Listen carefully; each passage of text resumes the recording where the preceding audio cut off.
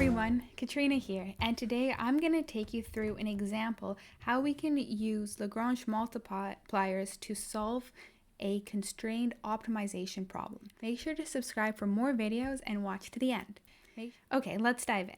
So this video right now is a direct follow-up from my previous video about Lagrange multipliers and constrained optimization problems.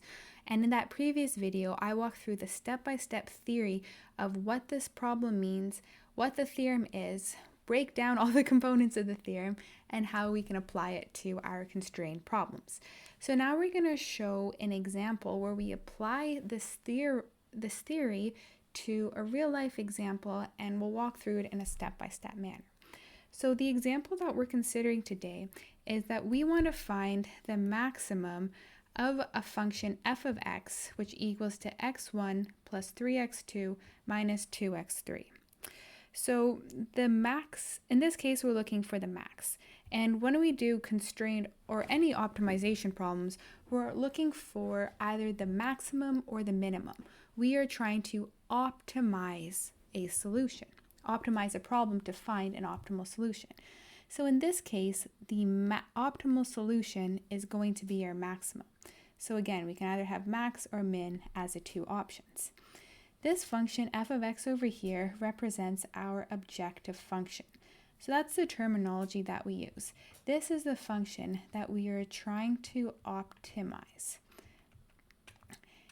And in this case, we actually have a multivariable problem, such that we have x1, x2, and x3. So we're going to call n equals to 3.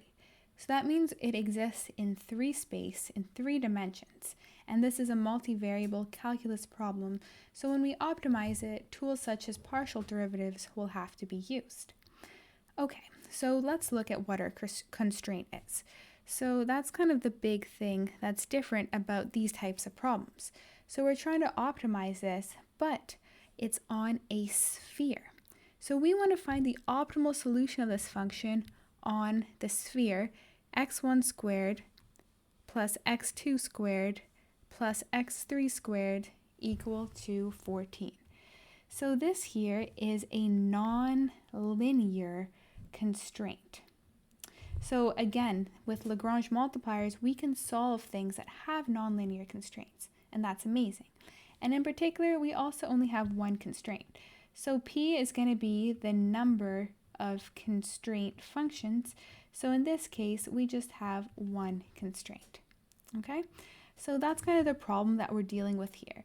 So like I said, in machine learning, we often try to minimize problems because we're minimizing error functions or cost functions, so we want them to be as small as possible. Where in this case, we're looking for the maximum value on such a sphere. The solution is how we get to the solution is the same in both ways, but then when you're looking for your optimal value at the end, you just want to consider the largest value in this case. Let's keep going. So we want to determine what is our open region D that our function exists on. So in this case, our region D is equal to our real numbers in the 3 dimensions. So the R3, our space, 3 space, and you can see that 3 over there is equal to n. So the number of decision variables or independent variables is equal to our space. So like I said, we also have one constraint, so P equals to 1. Okay, so one more thing we got to worry about here, our constraint function. We want our constraint function to be set to 0 in order to solve this problem. So that means we just simply rearrange this problem and we bring our 14 over to the other side of the equation so that our h1 represents our constraint. So this here is our constraint function, which has now been perfectly manipulated so that it can be used directly in the Lagrange multiplier algorithm. Okay, so let's learn more about our feasible region. So our feasible region is where our function's able to exist. So its relationship is with the constraints of our problem. So the constraints of our problem help build the feasible region in which we're allowed to find an optimal solution. So in this case, our constraint is a sphere. So our sphere here is centered at the origin, 0, 0, 0, and from the equation of the sphere, we can get that the radius equals to root 14. It's always good to note kind of what is the physical or geometrical relationship of your problem. So that's just good to have in the back of your mind. So what's next? So x star over here, this is going to denote our optimal solution. So we need to determine that at our optimal solution is the gradient of our constraint linearly dependent or linearly independent. That's what we have to determine. So first of all, let's go ahead and calculate this gradient of our constraint. So I'm going to take you up over here and we're just going to do a little bit of a review of gradients. So we're trying to find the gradient of this function h1, our constraint. So the gradient is a collection of partial derivatives. So we want to make sure that we're looking for the partial derivatives with respect to each one of our independent variables. So first we're going to take the partial derivative with respect to x1, then x2, and then x3. And we get 2x1, 2x2, and 2x3. So now we just want to collect these partial derivatives and put them into a vector, which is going to be our gradient. Okay, so we've done that right over here. We have h of x equals to 2x star, x2 star, and 2x3 star, where the x star represents our optimal solution. Now we want to double check to see if they're independent or dependent. Well, this is a great theory in linear algebra right over here. So it says that a vector is linearly dependent if and only if it is the zero vector. Here we can see that the gradient of our constraint at x star is equal to 0 only when x star equals to 0.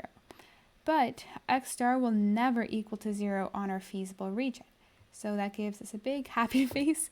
So that means for each optimal solution in our feasible region, the vector of the gradient of our constraint is linearly independent. And if it's linearly independent, that means that we can use the Lagrangian. If it was dependent, we would have to use a different theorem. So let's set up our Lagrangian. So our Lagrangian is this function defined as L of x and lambda. In this case, our lambda is going to be equal to the Lagrange multiplier. So it's not equal to eigenvalues as you've seen in my other videos on linear algebra. It is the Lagrange multiplier. So we set up the Lagrangian such that we have our function f of x and we subtract lambda times our constraint. This below that I'm circling or putting a square in green is a general form. So you would use this sum notation if you were to have more than one constraints.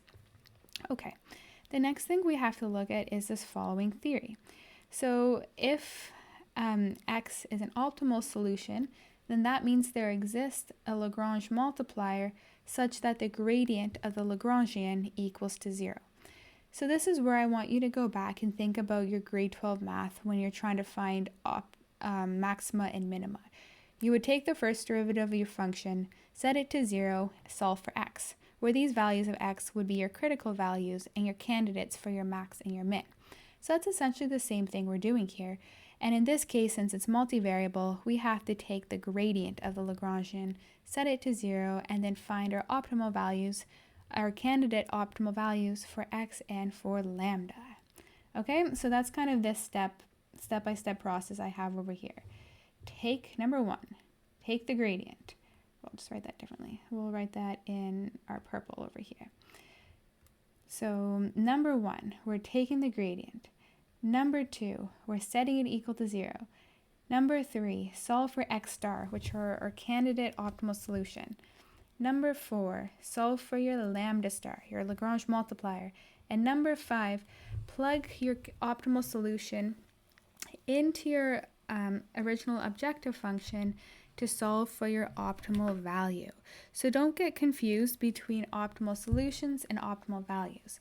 Optimal solutions are your candidate x values that you find, and there's only, so you can have multiple of those, but you can only have one true optimal solution, and that's either going to be your global maximum or your global minimum. So here I wanted to show you what we're doing. So for these first equations, number 1, 2, and 3, highlighted over here, so 1, 2, and 3, we got these by taking the partial derivative of our Lagrangian, okay? And then our equation number 4, we got by taking the constraint, which is the equation of our sphere. I also want to point out our unknowns. So we have 3 x unknowns, 3 variables, and 1 lambda, 1 Lagrange multiplier unknown. So we have 4 unknowns, and you can see here that we have 4 equations. So as a basis of algebra, in order to solve a system of equations, the number of unknowns has to equal the number of equations. And in this case, we have 4 unknowns and 4 equations. So we're good to go. So I recommend always starting to solve your system by rearranging your first 3 equations with respect to your x variables. So the number of decision variables that you have, your x variables, rearrange your equations in terms of that. So here we have our x1, our x2, and our x3, and all these 3 equations are in terms of lambda, right? So we see that they're basically a function of lambda star. And this is amazing because now you can plug all these into your equation number 4. So we're going to plug these into that equation and solve for our lambda. By doing this, we get 2 possible values for our lambda. We get plus and minus 1 over 2. So now what we're going to do is we're going to plug these back in to our equations over here, because we already have them rearranged with respect to x1, x2, and x3. So we're just going to plug in these values for lambda. And that's such an easy way to solve this multiple systems of equations in literally just 2 steps. So once we plug it back in, we get 2 different options. So our option 1, we get 1, 3, -2, and -1 over 2. And our option 2 is -1, -3, 2, and 1 over 2. So we now have to go back to the basis of our problem and our optimization problem and what we're trying to achieve. So recall that we are doing a maximization problem. So that means we want to find the largest possible value on our feasible region. Okay? So that means that we need to take our 2 candidates. So here we have our 2 candidates for optimal solution, and we need to find what is the optimal value. Recall, you can have more than one optimal solution, but you can only ever have one optimal value. So like I said, we want to find a max. So let's first see if this is possible. So let's go over the information that we have. So number 1, our feasible region is a sphere. That means that by definition, it is closed and bounded. Number 2, we can note that our objective function is f of x is continuous over our domain. Okay, so by the fundamental theorem of optimization, f of x has to achieve a maximum or minimum over a closed bounded set. And we are dealing with a sphere, which is closed and bounded, and we have a continuous function. That means we must achieve a maximum on this feasible region. So let's go ahead and check our objective value at each of the candidate for each of the candidate solutions. So essentially what we're doing is we're just plugging in our 2 candidate solutions into each of our objective values. So we can see that plugging in x equals to 1, 3, and -2 yields an optimal value of 14, and plugging in -1, -3, and 2 yields an optimal value of -14.